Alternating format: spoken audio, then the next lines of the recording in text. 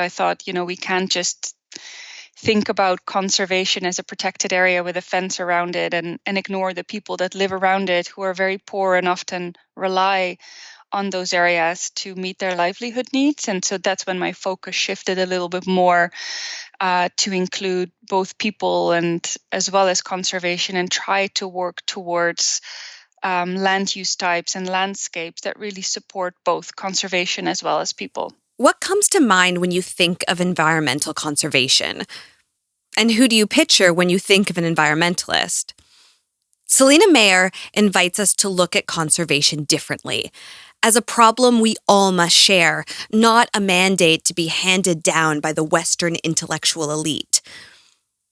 In including the people living in areas which we need to protect the most, she argues that we will find workable solutions that benefit everyone.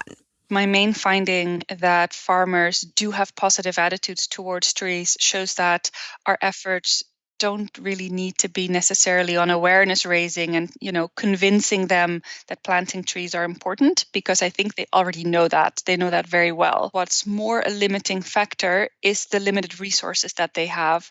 Support with tree planting activities can be really a valuable tool here, because planting trees can be a way to contribute to food security. Some of these trees have a fertilizer effect, so it can actually help them address some of these most pressing needs. So if we come up with interventions that really look at what the local needs are, then I think that that can really help address several of these issues at the same time.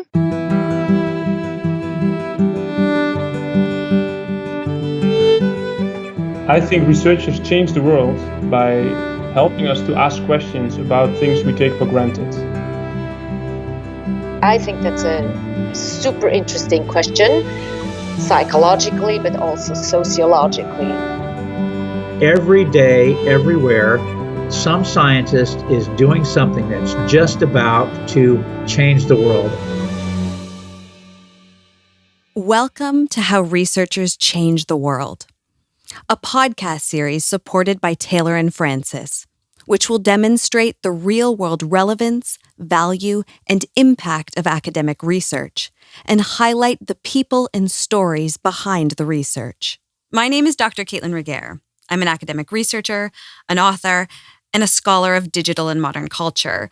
And I'm interested in how new technologies can broaden the reach and real-world impact of academic research.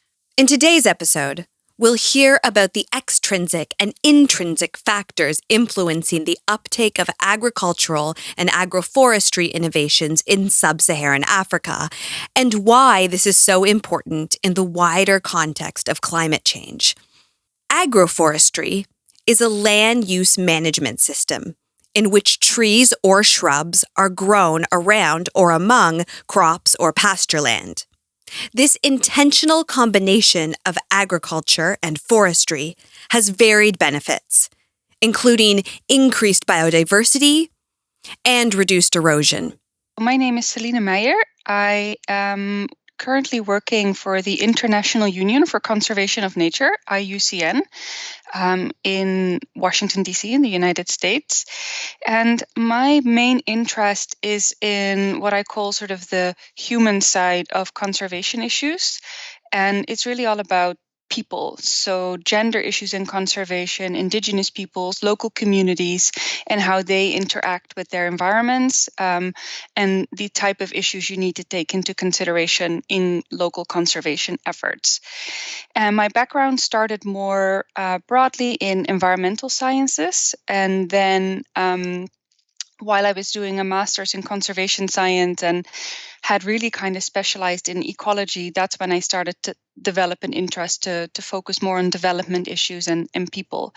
So the research that I did in Malawi really focused on those aspects, and that really further strengthened my interest in those areas. And I still work on related topics today, even though they're not entirely the same as the research that I did, and that I'll be speaking about today. But very broadly speaking, they still fall under that same general topic of people and conservation. IUCN is quite a unique organization. It's one of the world's largest environmental networks. So it's a membership organization. It means that we have both government as well as non-government organizations that are members of IUCN. And we work all over the world in many different countries on various topics related to the environment. So we work on forest conservation, species conservation, marine, drylands, water, as well as the program that I work in. It's the Global Program on Governance and Rights, and we really work on the people issues. From a very young age, I was interested in nature and the environment, and as a child already, I really enjoyed being outdoors. Even though I grew up in the city, I was very appreciative of any nature that I could spend time in. Once I saw the nature that we still have in other parts of the world, I really wanted to become involved in working towards conservation and the environment. And I became really interested in ecology because I wanted to understand how ecosystems function and how they work. And that was something that while I started studying, that those were the types of topics that I became more and more interested in initially. And then at the same time, because I had spent some time abroad, that didn't only sort of spark an interest in environmental issues, but also in development issues, because there's lots of issues in countries with poverty and inequality. And so I actually studied a minor in development studies. And so at some point, these two things really kind of came together. And, I really wanted to work towards conservation and development efforts sort of at the same time and really work on the intersection of those two areas. Selena was always interested in the natural world and initially imagined a career for herself in ecology. My initial travel was in Southeast Asia, but I always had a really big interest in sub-Saharan Africa. And after my first year in university, I decided I really wanted to go and visit to see what it was like. And so I signed up as a volunteer and I traveled to the tiny country of Swaziland, where I participated in a rhinoceros conservation project. And I spent 5 weeks in a national park in Swaziland, helping out with various conservation activities in the park and really getting an opportunity to live up close with, wildlife and nature and understand some of the issues that those parks and managers of those parks face in conservation. And that really, for me, was a point where I knew I wanted to work more in Africa. And even though I was really fascinated by, the beauty in the national park, that's why initially I did more ecology. But at some point I thought, we can't just think about conservation as a protected area with a fence around it and ignore the people that live around it, who are very poor and often rely on those areas to meet their livelihood needs. And so that's when my focus shifted a little bit more to include both people and as well as conservation, and try to work towards land use types and landscapes that really support both conservation as well as people.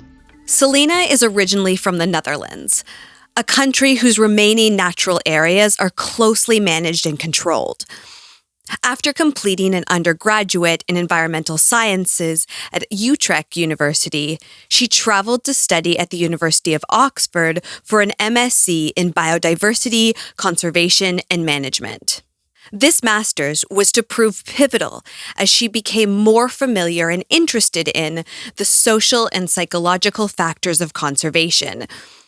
This led Selena to a doctorate in agroforestry at University College Dublin, which in turn led her to the World Agroforestry Center in Malawi and to publish a paper entitled The Role of Knowledge, Attitudes, and Perceptions in the Uptake of Agriculture and Agroforestry Innovations Among Smallholder Farmers in Sub-Saharan Africa. The research paper really was the starting point of my research, where I was really trying to understand what motivates the farmers in Malawi, whether or not they decide to plant trees and how they engage with trees in the landscape. So I started off by doing a big literature review around topics of decision making, understanding how people make decisions when it comes to agriculture, and particularly tree planting. And I did that for the entire sub-Saharan Africa to really understand what literature was out there. Agroforestry is vitally important to agricultural landscapes the world over, and especially in the developing world.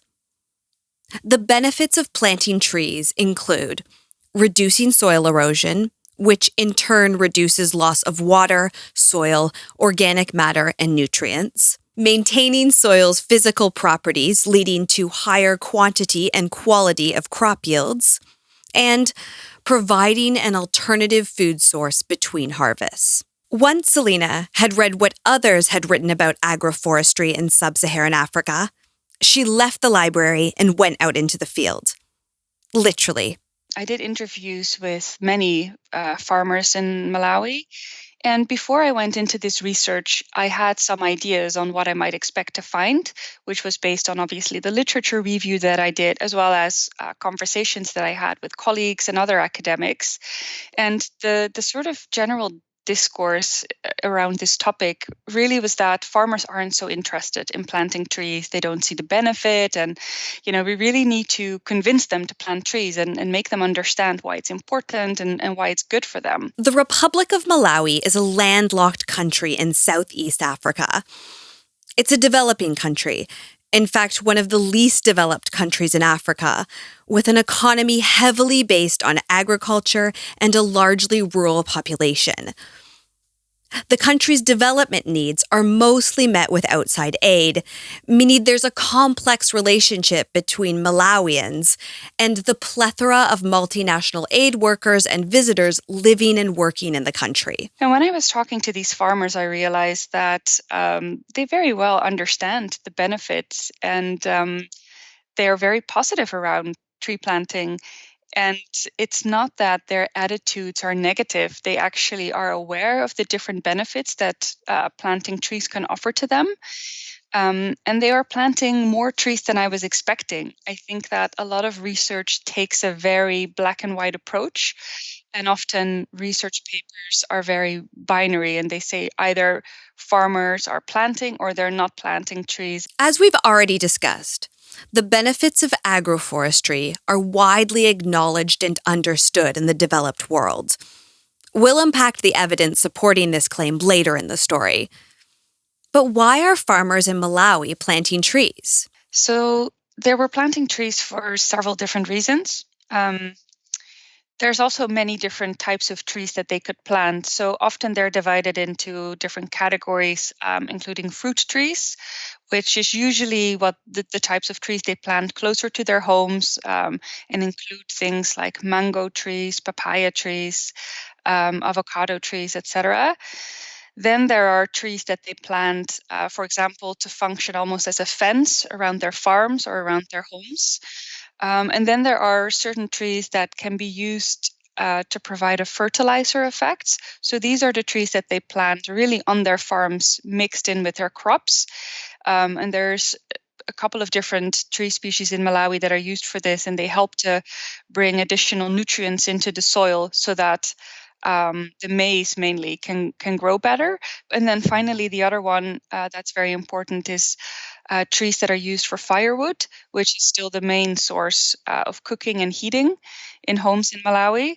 And because there's fewer forests and trees in the general landscape that farmers can rely on to collect firewood, they really also are trying to have more trees on their own farms that they can use to collect firewood and use that then for cooking. So I think that the farmers, they see these different benefits that trees have, and they recognize that it can really benefit them in the various different ways that I just described. And so they're quite interested in having trees for those reasons. As well as uncovering and understanding the motivations behind agroforestry in the developing world, an important part of Selina's research was breaking through the preconceptions reinforced by previous research.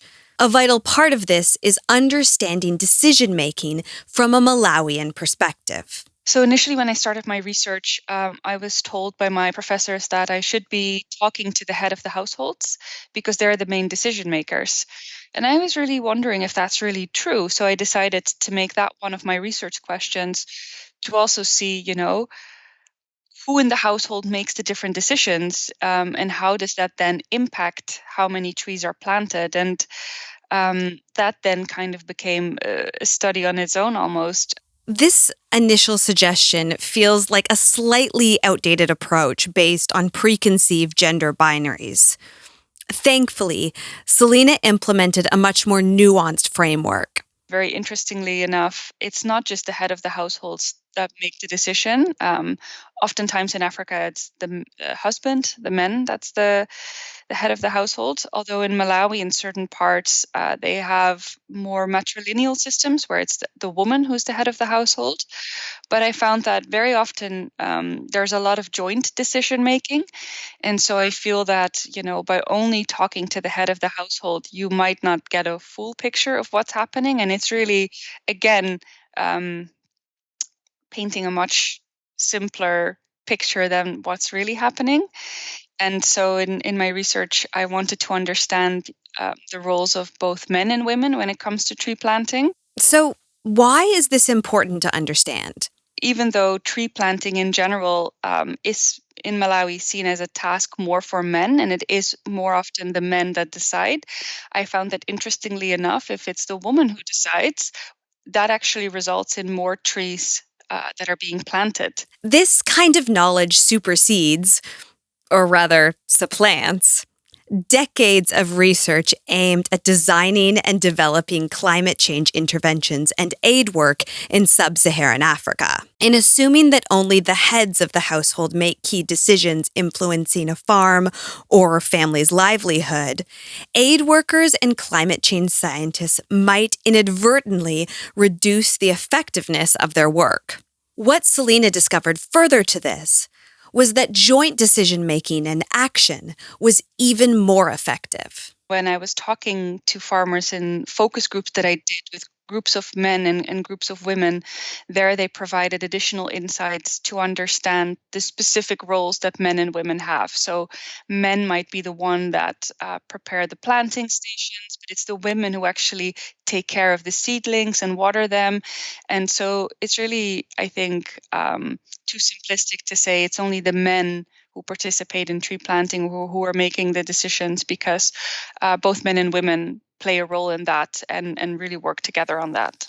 We should note that Selena is an incredibly humble person, and without this humility and her quest for not only knowledge but truth, she might not have made the breakthroughs that she did.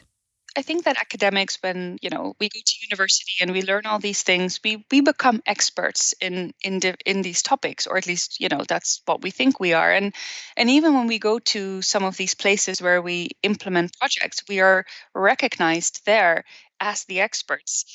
And that was something that I grappled with in my research a little bit, because I felt like as a researcher, actually, I'm not the expert. I'm there to learn. And so what often happened was that at the end of an interview with a farmer, they would thank me and they say, "Oh, I really learned a lot from you." And then I thought to myself, I came here to learn from you. And so I feel like, oftentimes, I would say, especially people maybe from Europe and North America, we have our university degrees and we've kind of become experts in a different topics such as conservation.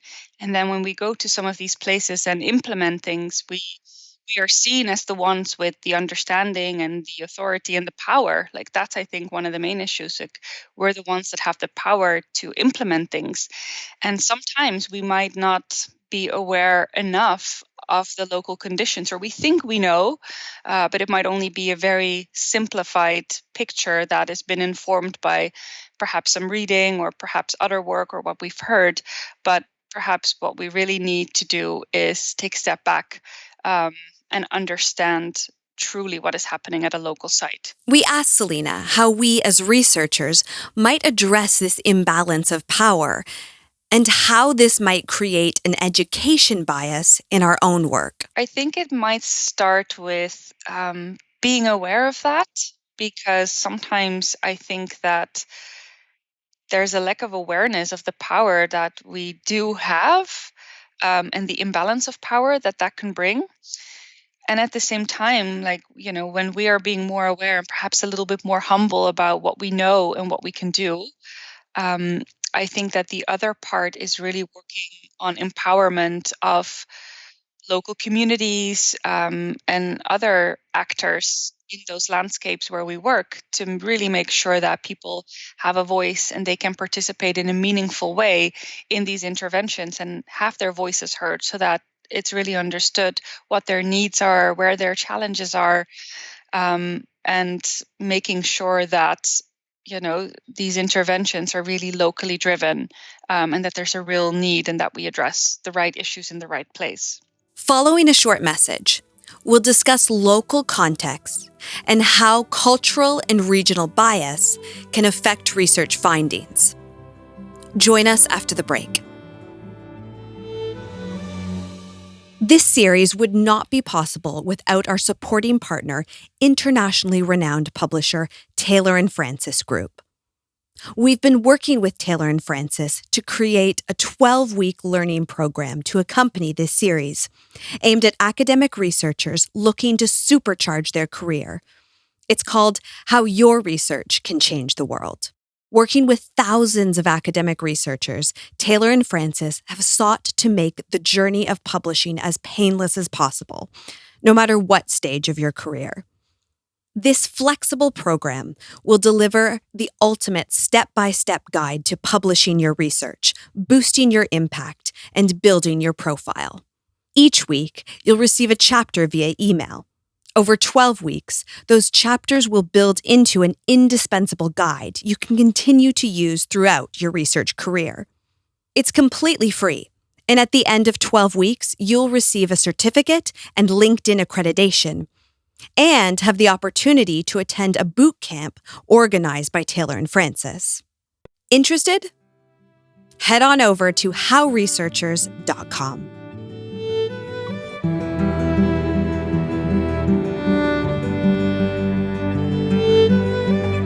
I think it's really important to understand the local context and what drives people, so that when interventions are being developed and targeted to these people, we really have a good understanding of what their needs are and what it is that we need to target. I feel that often, some of the projects are kind of developed from a more top-down perspective, and people kind of impose projects and fill in what other people might need.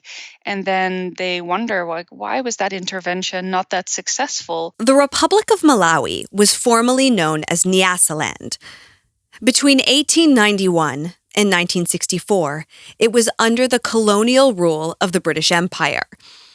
There are many people in Malawi who still remember British and other Europeans as the rulers, lawmakers, and landowners. This historical and cultural perception is connected to the deforestation and the subsequent need to plant new trees. Unfortunately, colonialism plays a part in that, and it's created certain power dynamics and relationships that up till this day affect some of these issues. And, when I did my research, a lot of the farmers at the end of the interviews asked me if I could help them get money, get seedlings, because they expect that they might get some sort of development aid as part of this. And it's hard sometimes because we've created almost, dependent communities that sometimes they either, they were told for a long time to ignore or forget things that they were, used to doing. They were belittled.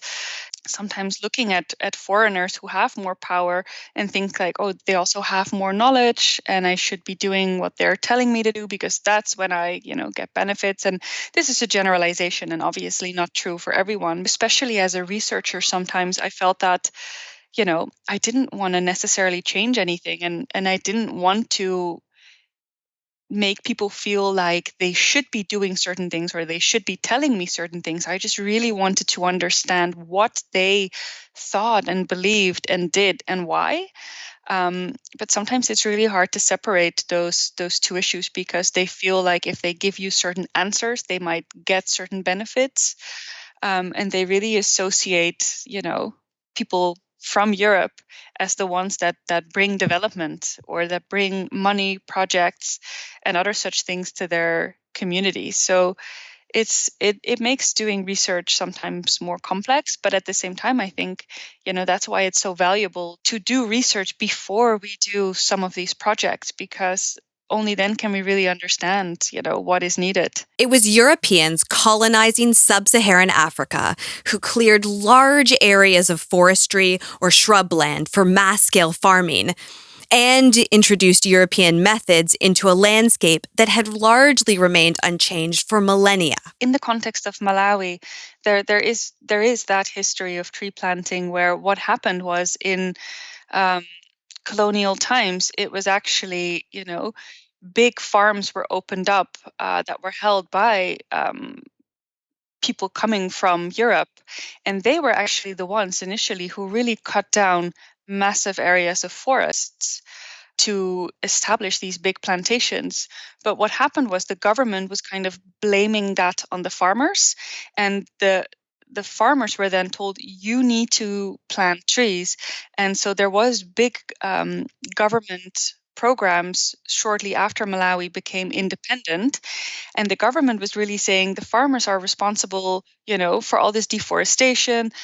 People in Malawi don't realize why forests are important. You need to plant trees. And I think that did initially cause some very tricky situation where some people became angry because they knew that initially, yes, they would go to the forest sometimes to harvest a tree and use that in their home for building materials or for firewood, but they also very well knew that the massive deforestation that had happened wasn't because of the farmers, but yet it was blamed on them, and now they were told that they had to participate in tree planting programs to resolve this issue. And I think that did kind of create a little bit of an environment where some people almost rebelled against that and said, no, I don't want to participate in this. I guess my research that does show that these days there aren't, I don't think there's a lot of resentment anymore, and people do genuinely care about trees and forests and want to plant trees. But it's still, a legacy of things that have happened, I guess, over the past, 100 years, and how that really has affected what the landscape looks like today, but also how the people that live in those landscapes relate to their environment. Selena now works in a policy role and designs interventions to help local people make a positive impact on our environment. Designing these projects can be extremely challenging in balancing the needs of the climate and the people living locally. Her suggestions for designing effective environmental interventions. I hope that the impact of this research is that it gives a better and more nuanced understanding of how, in Malawi at least, these types of decisions are made, and what people's barriers and needs really are. And I really hope that we can step away from some of the more simplistic views that we have, and that we still base some of our conservation work and other interventions on, and really look at some of the more complex issues that I think sometimes, we want to shy away from, because it's very difficult to take that all into consideration when you're designing a project. And it's much easier to go off of more simplistic views and assumptions. But I really hope that, the research that I've done helps to show what some of these complexities are, and that actually, becoming aware of those and working with that will have better outcomes than if we kind of take those simplistic views, which simply don't hold in reality.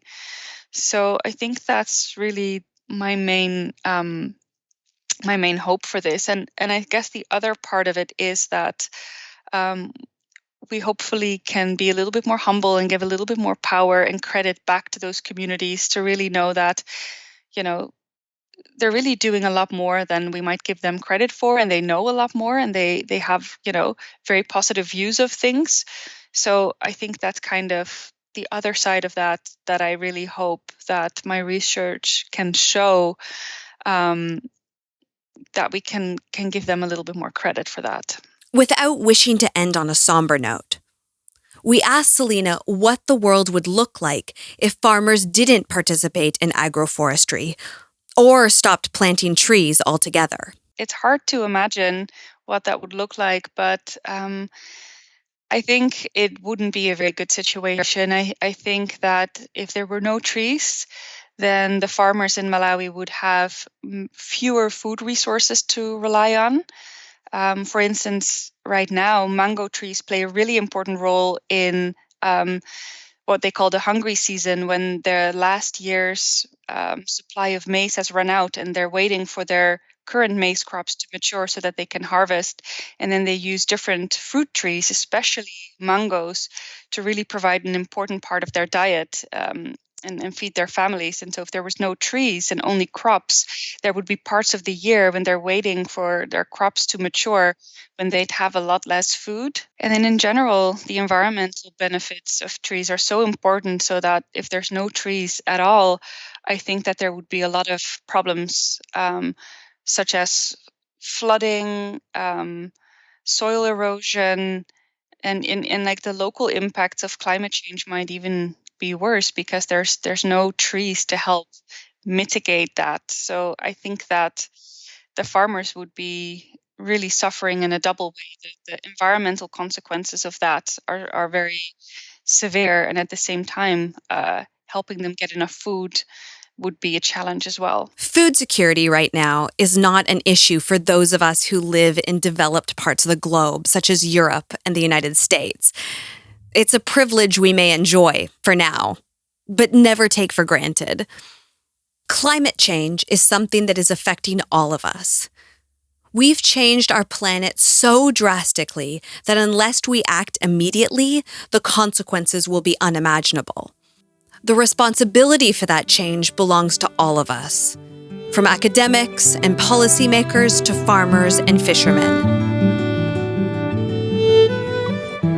To find out more about this podcast and today's topic, visit howresearchers.com/agroforestry. On next week's episode of How Researchers Change the World, we're speaking with Steve Alejandro about the ethical considerations of artificial intelligence, past, present, and future. We'd love to hear your feedback, so please follow us on Twitter, Facebook, or LinkedIn at How Researchers. This podcast was written and produced by Manchu and recorded at Under the Apple Tree Studios. Our producers were Ryan Howe and Tabitha Whiting, with editing, mixing, and mastering by Miles Myers-Coe-Harris at WBBC. We would like to acknowledge the incredible support of Taylor and Francis Group, with a special thank you to Elaine Devine and Claire Dodd. I'm Dr. Caitlin Regehr. Join us next time for How Researchers Change the World. Thanks for listening.